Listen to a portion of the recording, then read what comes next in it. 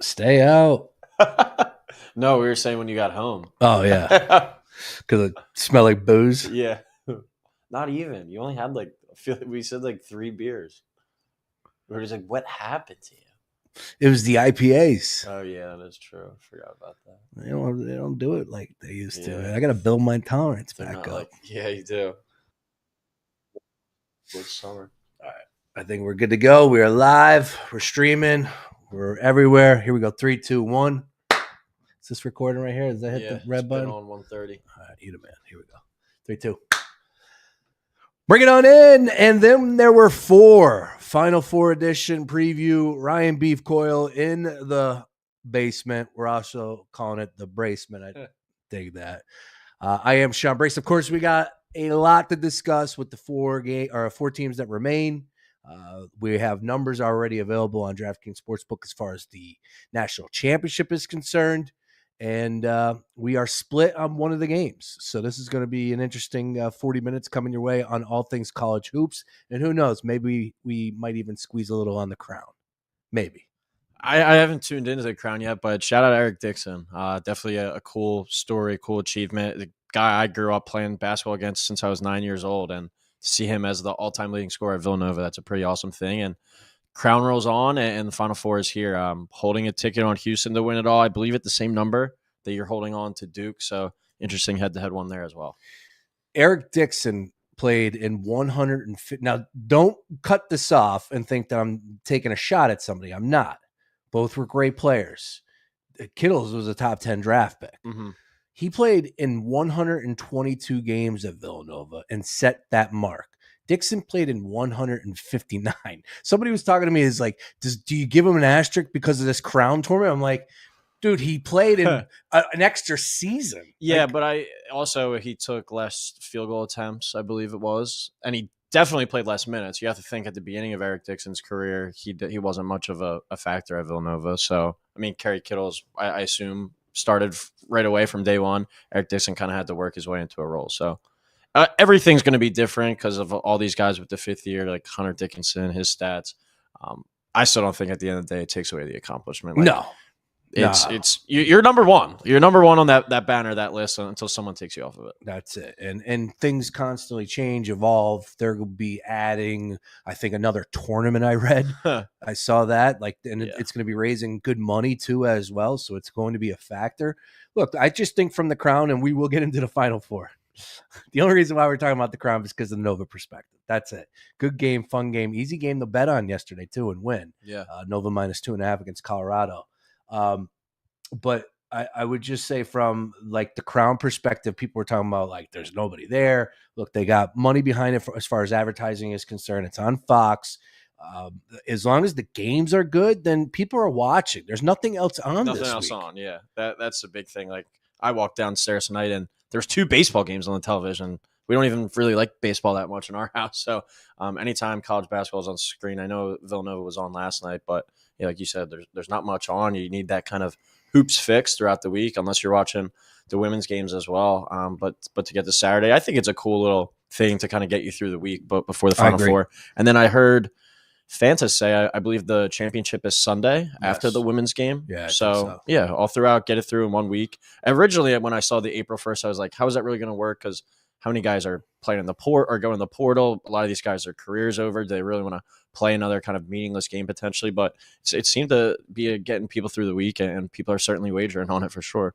The Crown. Are you paying attention? Do you care? Do you have odds? Are you wagering? Is it something that you are even planning on paying attention to in these next couple of days? Single elimination, winner go home, and I just think it's a perfect timing to me. It's a timing thing. Mm-hmm. So, by the way, they're dangling a $300,000 NIL deal to the champion, 100 to the runner-up, and then 50 to the other semifinalists. Pretty cool. Yeah, I mean, and it's in Vegas. Yeah, the money's there at the end of the day. I saw a couple people I know that have some friends with the Nova team out there, kind of partying in Vegas too. So you're able to make kind of a mini trip out of it. So yeah, I mean, maybe a little bit more in the years coming, right? Like now we're prepared a little bit. It's in Vegas. I would also say, like, I believe it should be on Fox to say, let's make this as stupid as possible. And they had like one super fan out there from Utah. Like that's what they need to fire up, is any way you possibly can get people out there that are passionate about these teams and make them a little bit of a storyline, because the product on the floor, look, it's good hoop. There's no defense being played, none whatsoever. Yeah. But it's good hoop, good names, and good brands. Yeah, and I saw for next year too. I think they did it this year, but it was like smaller. But they're doing basically the crown, but regular season. I think it's 23 teams. It's like Feast Week as well. So this is probably going to take over. I think eventually the Maui as kind of the number one overall tournament. Ooh. But it's To who? According to who? According to see the teams that are playing in it.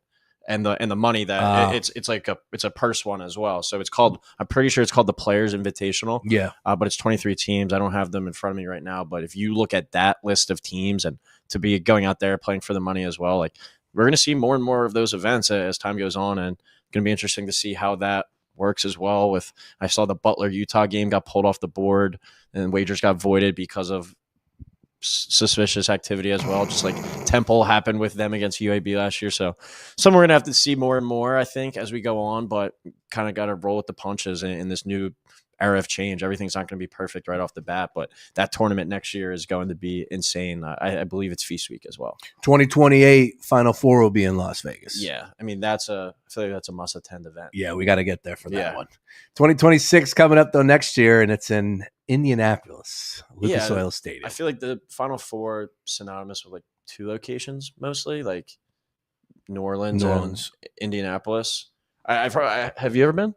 No. Yeah, I've heard like Indianapolis is it's a nice place, but it's just like perfect for that. Could you imagine being at both of those games on Saturday? They're all timers. When you look at KenPom, top 4 teams in KenPom, I don't remember that ever happening. I think I heard Fanta say too. It's like since KenPom's database started, I believe he said it was 1998. Correct me if I'm wrong, but these 4 teams this year are in the top 10 of entire time. That's insane. And we get all of that on one night. And people have said this tournament is undelivered, hasn't been the greatest March Madness ever. You could get 2 all-time classics on Saturday night and potentially an even better one on Monday night with whoever wins. So I think we're in for a hell of a weekend coming up. I agree. And look, we'll start there. Let's get on to the Final Four. We'll look a little bit back at the Elite Eight. And I did ask Sam Oshry from The Score to join me on Monday. I said, your big takeaway from the weekend was what? Because, look, it wasn't the best games, no, but you had some great stories. Again, Houston, if they put up that type of performance, they're going to be tough to beat. Auburn looked explosive, but the Broom storyline of Florida was trailing. Duke went up against one of the hottest teams in the tournament and held them to 65. Like, those are the things that I was paying attention. Sam, though, was Mr. Negative about it. And like you pointed out, all love and respect, because he did say, I don't want to be that guy. But he was like, yeah, we didn't get any good basketball games, except for the one that Florida had to come back against Texas Tech. But what's your big takeaway from the Elite Eight? I think it's just been a collision course for these 4 teams. I think for a large sample size of the season, maybe since the middle of December, I think we've all kind of had our eyes on Auburn, Florida, Duke, and Houston as kind of your top 4. And they all happen to wind up being the 1 seeds, all in different regions. And it just might have just been an overall collision course for these teams to come in. Bama on any other year, I think they're deserving of a top 4 team. But it's just like, you look at these 4 teams and KenPom, the analytics agree. It's like these teams are awesome. And at the end of the day, they were just going to find a way to meet up with each other regardless. One of the bigger storylines too, I think, that I took away from it, the resilience kind of Florida, but also Florida kind of playing with their food a little bit. It's like you had to come back against UConn, who was the 8 seed. You had to come back against Texas Tech, who was the 3 seed. You did come back. You proved to have resilience, have the ability to come back in those games. But is that going to catch up to you now against an Auburn team that from start to finish this year, I know Duke's been awesome. I know Houston's been awesome. But we kind of forget at times Auburn was the number 1 team for a bulk of the season, the number 1 overall seed still in this tournament. And they're the lowest odds right now to win the national championship. I think it's plus 500 right now. All right. From the Elite Eight, the big storyline for me was Duke and Cooper Flagg, far and away the best player out there. But defensively, maybe we're not paying attention enough to their defense. Yeah. And I'm not saying you specifically, but all we do is hear about Houston's defense, and those numbers deliver. Is Duke's defense under the radar for you? Like, without giving your pick away in that game against Houston, like, should we be focusing on the defense and how great they have been all tournament long? Yeah, I don't really think it's overrated. I think it's I don't think it's overrated. I don't think it's underrated. I think it's kind of just right. It's been an awesome defense. When I think of this Duke team, previously you would think of more so the offensive end. I think more of the defensive end, like Cooper Flag, an all around great player. But is he a generational type of scorer? Is he like a Tatum? Is he like a Zion, a Kyrie, whatever you want to say coming out? No, I think this is just a really good team that really complements each other well. Like, you go out and get a guy like Mason Gillis. He could have gone to another school and probably averaged more points, got more shine, but he fits right in with this young Duke team as a great defensive piece. Zion James as well. Malawachet in the middle. They have guys everywhere. I saw someone say it earlier this week. John Shire built the perfect team around Cooper Flag, and he really did. And it goes back to my point that I've been kind of harping on throughout the season. It's with all this NIL money, all this recruiting, are you going to build the best roster that money can buy, or are you going to build the best overall team? And the goal this year was, we have this special player in Cooper Flag. Let's do everything to build the best possible team around him. And Duke has done just that. They're completely bought in on that end. You got the 7-foot rim protector. You got Cooper Flag that can guard 1 through 5. And you got an onslaught of guards that can give trouble as well. But I don't think Houston's going to be scared in the slightest. And I think that one's going to be even closer than the first game with Auburn and Florida. And from the standpoint of Broome and his injury from the Auburn game, are you believing that he's 100%? He's going to be fine. He says he's fine. He went back out there, made a 3-pointer. Where are you at with that discussion? Because he's an incredible player, man. But a really great college player. We were talking about his potential at the next level. If there is anything, he's not that good from 3-point, and he's not the most athletic, it seems, right? Yeah. But still, just a great college basketball player. Yeah, me and Bernard were talking about it. It's like, if you look at this Final Four, and it's weird to say with all the 4 number 1 seeds, there's 3 first-round picks with all 3 being on Duke's team, and then you can make an argument for like Walter Clayton and like LJ Cryer as like potential second-round picks. Outside of that, like, how many NBA players are even in this Final Four? But I think the thing with Janai Broome is he's been dealing with the injuries, ankle, shoulder, for the past month and a half or so, and he struggled at times. He hasn't been as great, but he had a really good game against Michigan State, and I know he kind of affected him later in the game when he kind of got re-injured there. But this is still a really good player, and I think, sure, he's not 100%, but how many guys are at this stage of the season? He's a little bit banged up, but I think he's going to be just fine on Saturday night. All right, let's get into the games here. And as far as updating the numbers from any movement, Florida and Auburn is our first one at 6:09 p.m., 2.5-point spread, 159.5. The only movement that I have seen since this number came out, and again, the original posting is a different story. I caught it a little bit later, so maybe it did have some significant movement immediately. But to my knowledge, 2.5, and now the total coming down to 159.5. I think I saw 161.5 at one point, so it's now come down to 159.5.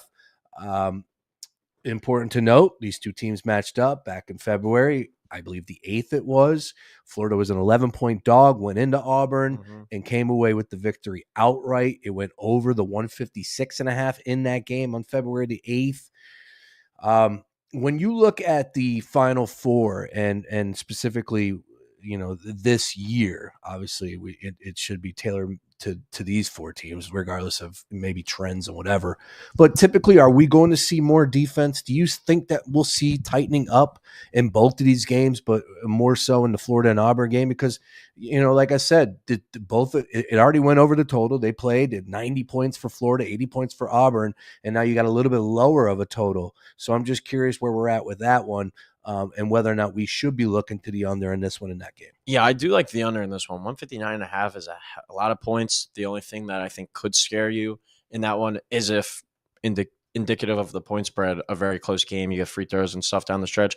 But you got to remember, like, Florida really struggled in the first half on the offensive end against Texas Tech. They needed a really strong kind of last 4 minutes for that game even to go over. And then the game before against UConn as well, they really struggled on offense throughout the first half. They're a team that kind of figures it out. I think as it goes on, it might be one that you look to get in live potentially, but they needed a buzzer beater from Liam McNeely at the buzzer from 3 to hit the over in that UConn game as well. So Florida hasn't been clicking on all cylinders, I think, on the offensive end, especially in the early goings. Credit to them. They've figured out ways as the game's gone along. But I think that one's definitely going under. Auburn played really good defense against Michigan State, and they held the Michigan game under as well. And that one was 156.5. So I think we're going to see two teams battle it out kind of every single possession. 159.5 is a lot of points. So I really like the under in that matchup. Is the right team favored in this game? I don't think so. I think Ooh. Auburn's getting disrespected. I understand that Florida did go in there, but it was one of those games where it's like, okay, Auburn kind of needed that loss, I think, at that moment. Maybe they were riding a little bit too high.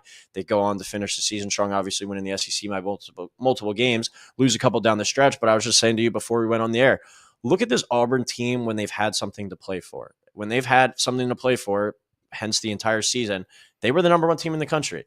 They had the best resume in the country, the most quad one wins ever, the number one overall seed in the country. And we're coming into the Final Four and they're an underdog. Sure, maybe it has to do with Broom's injury. But this team, when they've been motivated and had something to go out there and play for, they've been the best team in the country the entire season. I don't remember the number one overall seed getting this disrespected, this slept on. Maybe it's because it's Auburn. I think if the roles were reversed and it was Duke as that number one overall seed, they would certainly be getting a lot more respect. But the name on the jersey might just be kind of wavering people off as much due to it not being Duke. Auburn was the best team in college basketball this year, and the numbers support that. Maybe over the past month it's been Duke, but top to bottom, complete whole sample size, it's been the Auburn Tigers. So I think I was pretty shocked to see them not being at least favored by a half a point. I was too, and it pushed me the other way. And that's where I'm at.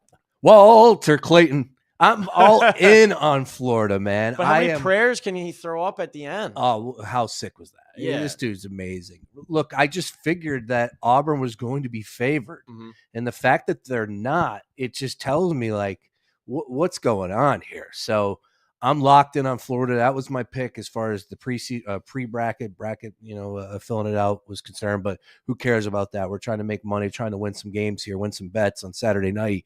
So, yeah, I really do like Florida. I like Florida a lot in that game. I think it's going to be a great game. Of course, these two programs know each other very well. Only played one time this year. Just went through what took place. Auburn had a little bit of an off night as far as shooting the ball is concerned, a little bit from three-point range as well. But I just feel like, man, these two teams are evenly matched. I'm just going to give the slight edge to Florida.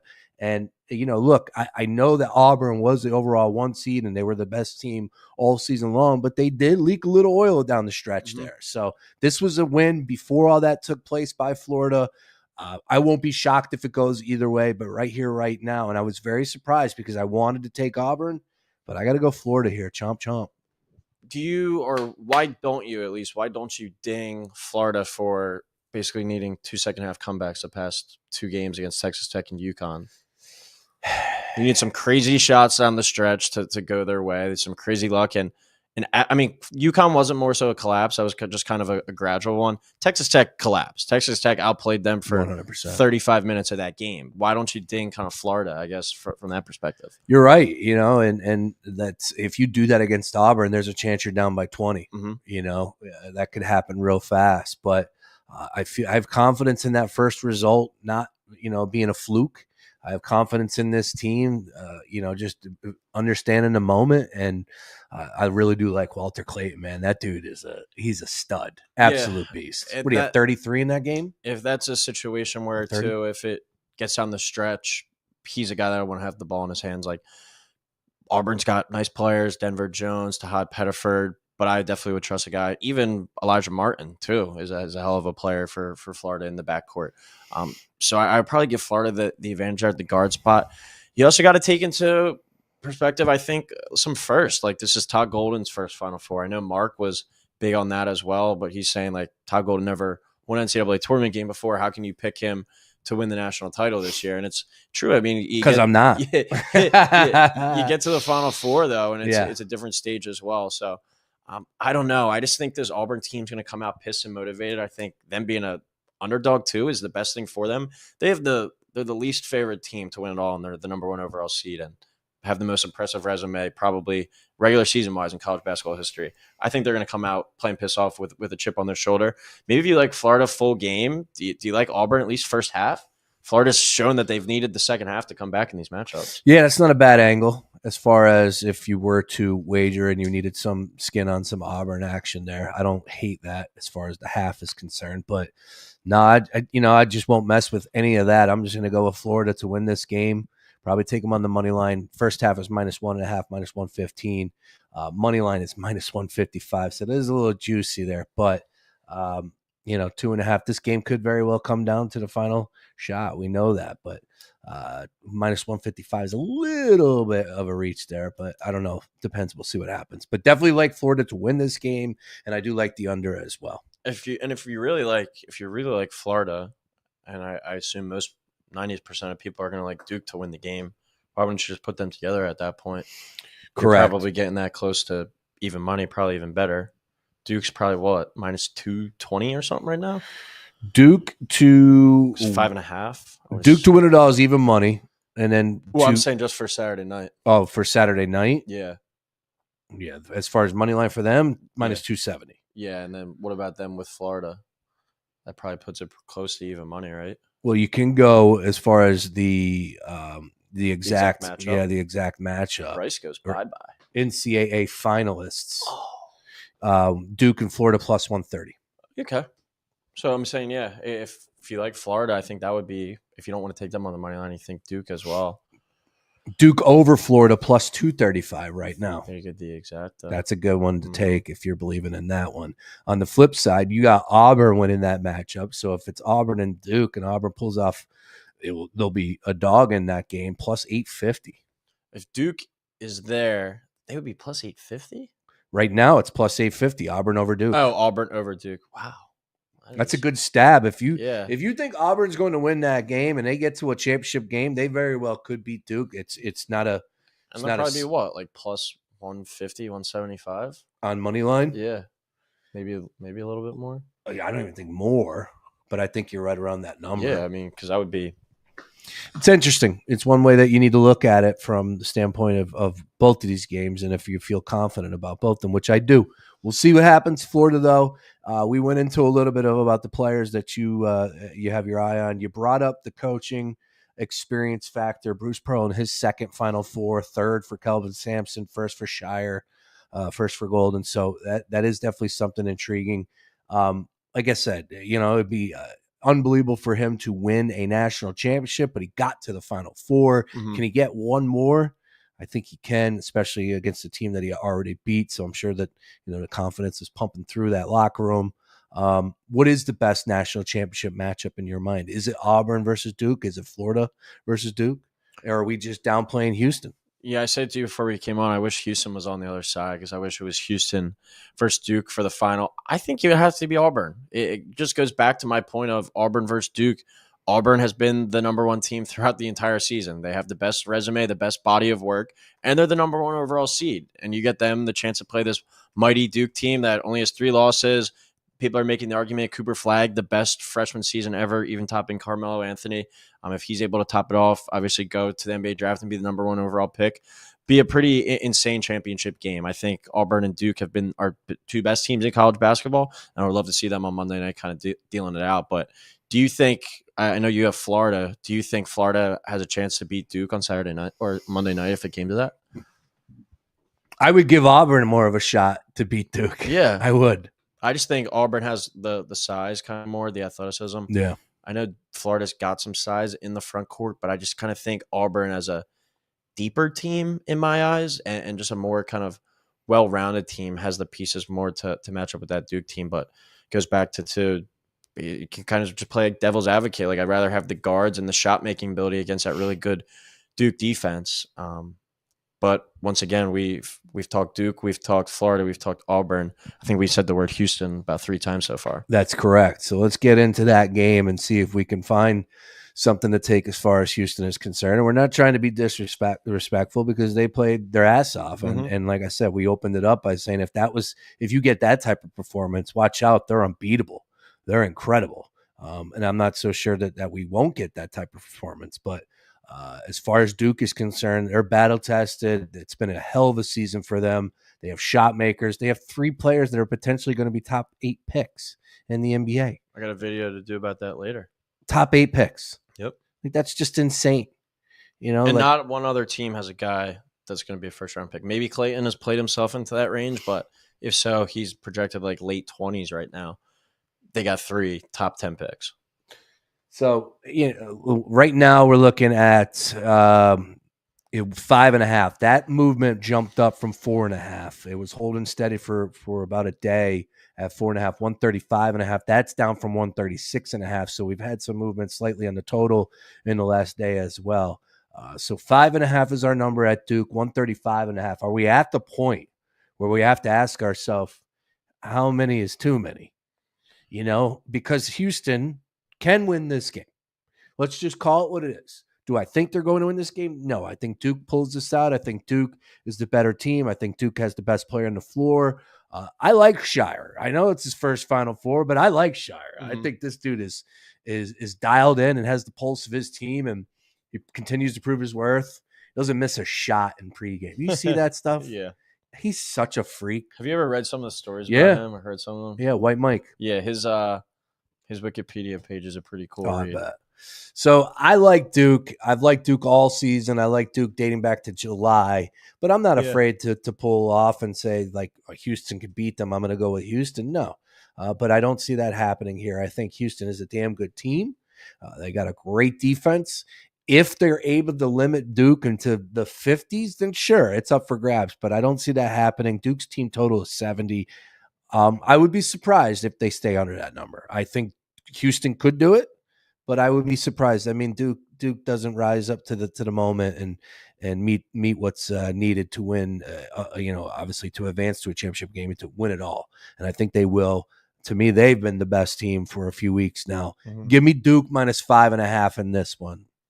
Yeah, just looking at their scores, the only time that they haven't won by more than 6 points was that North Carolina game in the ACC tournament that Cooper Flag hasn't played in. Yeah, they won they won by 3, but they were up comfortably the entire time. I just have a hard time wrapping my mind around that Houston team getting blown out. Like Houston has lost once since November, and that was against Texas Tech in overtime, and Texas Tech was a bad 4-minute stretch away from going to the Final Four themselves. Like this has been a Houston team too that you could argue has been the best team in college basketball for 3 months now. Like I think all these teams have the argument. Like Florida had two of the most impressive wins, going to Auburn, to Alabama. Duke, entire body of work, but they haven't played many teams. Auburn, as we talked about, the most quad one wins ever. You can make an argument that any of these teams have been the best team in the country from start to finish. But it's just like the Houston team, they're intimidating. They're a scary team. They have 2 kind of guards that go at you in Sharp and LJ Cryer that are able to kind of go get buckets. And I saw someone say the rest of the day, the rest of them are just kind of like football players. They're just going to like mess you up, move you out of the way, beat you up, get you on the glass, just do about everything that it takes to win. And Kelvin Sampson's a hell of a coach. And I did see an interesting nugget as well. I don't know how big of a factor it actually plays, but 7 of the last 8 teams to play in a Final Four that they were in the state that they play in. So in this example, the Final Four is in San Antonio, Houston, obviously in Texas as well. 7 of those last 8 occurrences, that team has won the national championship. So not sure if that kind of plays into this as well either. And I feel like it's such a scenario where everybody's on Duke. When is the last time, like we were just talking about, we mentioned Houston 4 times in the past 25 minutes, probably talking. Like they're being so talked about, disrespected, whatever you want to call it. I think they're going to come out pissed off as well. And I think if any team's going to be able to hang around with them, it's Houston. Because hang around with Duke, it's Houston because of the defense that they play as well. They're going to muck that game up. I don't even know what the number is, but I'm taking the under in that one. I think that one's going to be a bloodbath defensive battle and could come down to the wire and whether or not Cooper Flag is able to execute a play down the stretch. 135.5. Yeah, I think you got to go the under just because I think it's going to be a chippy game. It's going to be it could come down to depth and kind of foul trouble. Are they able to get Flag in some foul trouble, some stupid calls? I know Cooper Flag is kind of different. He's got that kind of that swagger to him that he's not going to let somebody mess with him, get in his head. But this Houston team is rough and rowdy, and it's going to be his toughest test of the season for sure. All right. Yeah, I look at Duke, and I know that, like I said, we went over how many great players they have. Not even talked about Proctor. Like there's so many. They're so deep and well coached. Houston's a great team, though. What makes Houston so special? Why did they put it together in the Elite Eight, and why Why can't they do that again against Duke on Saturday? Yeah, the defense and then the shot making. LJ Cryer and Emmanuel Sharp are two guys that can go on a given night, get you 25, 30. You got Juwan Roberts in the paint, as tough as it comes down there as well. Like, and I think it just kind of comes down to intimidation factor as well. It's like they're not going to be scared of big bad Duke. They're not going to care about what it says on that jersey. They went into Fog Allen Fieldhouse and beat Kansas here. I know it's a down Kansas team, but nobody does that. They've lost one game and it was in overtime against Texas Tech. They've lost, I think it's 4 games all year. One of those games have been in regulation. So you're going to need to take every single last ounce out of this Houston team to take them down. And they just have that mentality. They're just like kind of Florida, where it's like if Houston goes in at halftime, don't rule them out at all.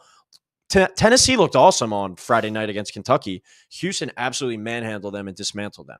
They are not going to be afraid at any stage of this game. And I think Duke's got something coming for them. I still think Duke's going to win, but I think 5.5 is too much. And I do think this one's going to be a bloodbath. So give me the Houston plus 5.5 as well as the under in this matchup. Ooh, so you got the dogs barking and both unders. Yeah, I think it's going to be sicko. I think it's going to be chippy games, chippy possession. And no wonder you're not watching these games. You're going to be running around like a maniac at some bachelor party in Dewey. Yeah.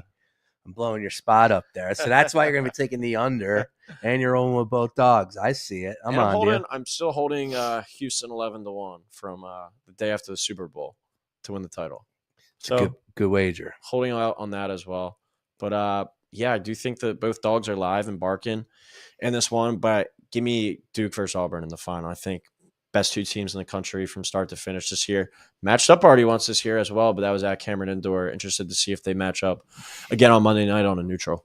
Best player between through all 4 teams is Cooper Flagg. Mm-hmm. Who's the next best player? I probably would go with your boy Wally. Janai Broom certainly has a case, but what version of Janai Broom are we going to get? I think Walter Clayton and the ability he's shown, his shot making. But LJ Cryer is a close second for me. He's a hell of a player. These guys aren't going to be the NBA players that Con Knipple and Malawach are probably going to be. But just in terms of shot making guards, those are 2 guys that I trust with my life at the end of the game. So Walter Clayton and LJ Cryer probably put 1A, 1B behind Cooper Flagg. As far as coaching is concerned, who do you have the most confidence in if it's a tight game? Kelvin Sampson, I think. You saw that play that he drew up against Purdue, the out-of-bounds play to win the game. Like that, and just getting his players to be bought in, motivated, possession after possession. Like you said, Shire, first Final Four, Golden, first Final Four. Bruce Pearl, his second. Kelvin Sampson, I give him the edge over all of them, not just because of that experience, but just overall kind of track record. I think what he's turned Houston into, Jeff Goodman says it all the time, that Houston program, and Gary Parrish as well, that Houston program was dead. They were for nothing, and Kelvin Sampson has completely flipped that program. Auburn, Florida, Duke, they have all the resources in the world, but Houston has came from nothing into something, transitioned from the American to the Big 12, hasn't skipped a beat. They've been knocking on the door for a while. It might be time for them to finally get through. You like both underdogs. Which one would you say has the best shot to win it all? Auburn. I'd still probably go with Auburn just because, like I've said the entire thing, they were the best team in the country for the entire season, and you give them the underdog card, the underdog factor. I think that's going to be a team coming out playing pissed off as well. So give me the Auburn Tigers if you're making me pick one of the dogs to win it all. All right, your favorite bet? Favorite bet under in that Auburn Florida game. I think that one's going to go pretty comfortably under, like 149, 150 range. I think it's going to be a defensive kind of onslaught in the second half, probably get slowed down possession after possession. I'm also going to look in that one Auburn first half. Florida has really needed to come back in the second half of these games. So both of those two I'm kind of neck and neck with right now. Interesting. All right. Great stuff. Ryan Beef Coyle, college basketball midweek preview for all things Final Four here. And we could get some odds and ends before you get out of here. Once again, Final Four action happening on Saturday. We'll be live on Monday for the national championship on the Sam Street, featuring everybody, Tansy, Mark Henry Jr., you name it. We're going to be all over it on The Gambler, getting you ready for the national championship. It's bumped up this year, 7:30 start time. Wow, I didn't know that. I believe. Nice. Somebody told me that. And now I'm seeing 8:50 there. I think I heard Sam say that as well. Yeah. Maybe it was just wishful thinking. Maybe he plans on being in a different time zone during that. Honestly, it might be that's 8:50. That might be the San Antonio time tip off, 7:50. Damn. Right? Yeah, it's got to be. Yeah. I don't know. We'll see. I'm seeing 850 on DraftKings, 850 on Google here. Oh well. Mm. All right. Other odds and ends as far as college hoops is concerned. Did you? We'll move off of Willard. Let's instead talk about Maryland. Buzz Williams to Maryland. Your thoughts? I've always liked Buzz as a coach, but I said it the other day. I don't know if it's appropriate, but he's like the village bicycle. Everyone's had a ride at this point with Buzz Williams. The village Yeah, bicycle. Oh, it's Jesus. from Austin Powers.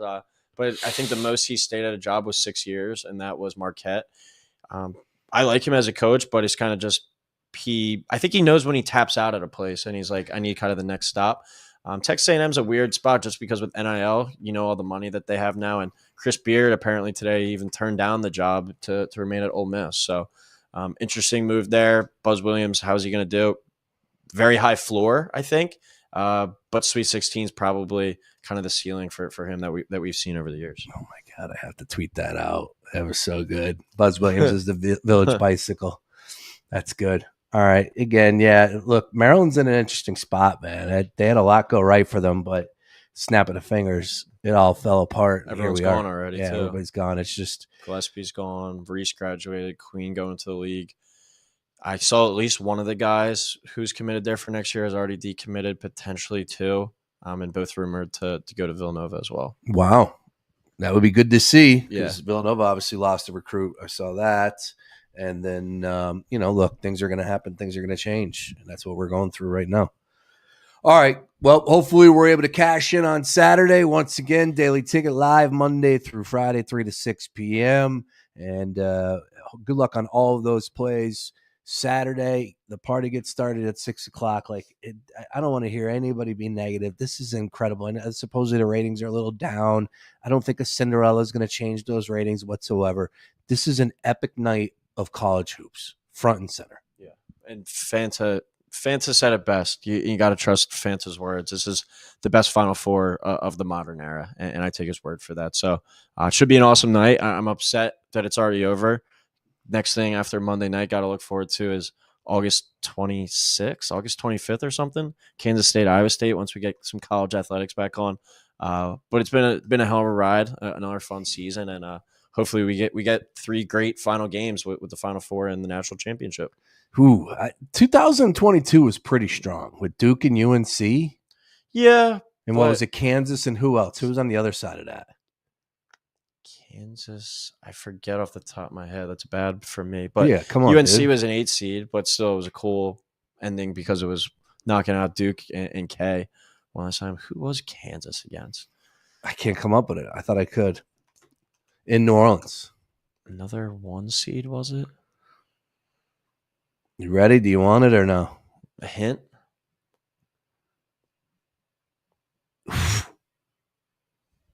No, that's not correct.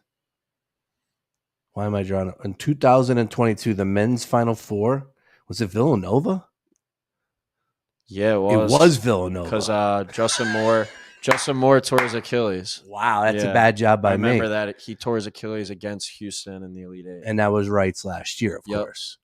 Wow, that's a bad job by both of us. That game wasn't close, though, right? Against Kansas? Yeah. I don't think it was close. That's why I probably... They were the better team. I remember Kansas being... And Justin Moore tore his Achilles. Yeah.